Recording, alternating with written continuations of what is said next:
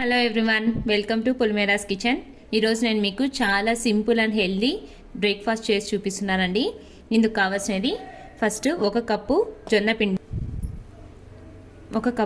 పిండి, ఒక కప్పు బొంబాయి రవ్వ అండి, సూజీ అంటాం కదా, బొంబాయి రవ్వ, ఒక కప్పు పెరుగు, సరిపడంత ఉప్పు, కొద్దిగా వంట సోడా, అలాగే క్యారెట్, కొత్తిమీర, టొమాటోస్, చిల్లీస్, పుదీనా అండ్ ఆనియన్స్. నెక్స్ట్ మిక్సీ జార్లోకి ఫస్ట్ ఒక కప్పు బొంబాయి రవ్వ, అలాగే సేమ్ కప్పు జొన్న పిండి, అలాగే ఒక కప్పు పెరుగు,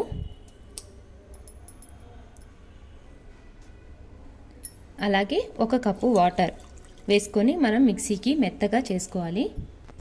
చూడండి, ఇలా ఈ కన్సిస్టెన్సీలో మనం మెత్తగా పిండి అనేది గ్రైండ్ చేసుకోవాలి.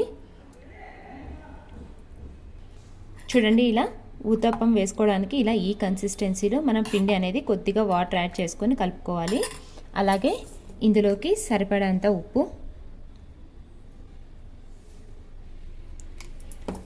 అలాగే కొద్దిగా వంట సోడా వేసుకోవాలి. చూడండి, ఇలా మనము ఉప్పు సోడా కూడా బాగా కలిపేసుకోవాలి. నెక్స్ట్ ఇందులోకి కొద్దిగా ఆనియన్స్, అలాగే క్యారెట్,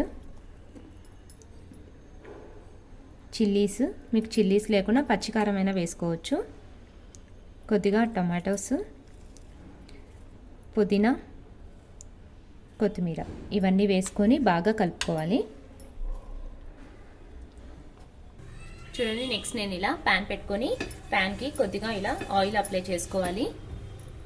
నెక్స్ట్ ప్యాన్ హీట్ అయ్యాక మనం ఇప్పుడు కలిపి పెట్టుకున్నాం కదండి జొన్న పిండి ఊతప్పంకి, ఆ పిండిని ఇలా ఒక 2 గరిటెలు వేసుకోవాలి. జస్ట్ కొద్దిగా స్ప్రెడ్ చేసుకోవాలి. అలాగే మనకి కావాలంటే పైన ఇంకొంచెం టాపిక్స్ కూడా యాడ్ చేసుకోవచ్చు.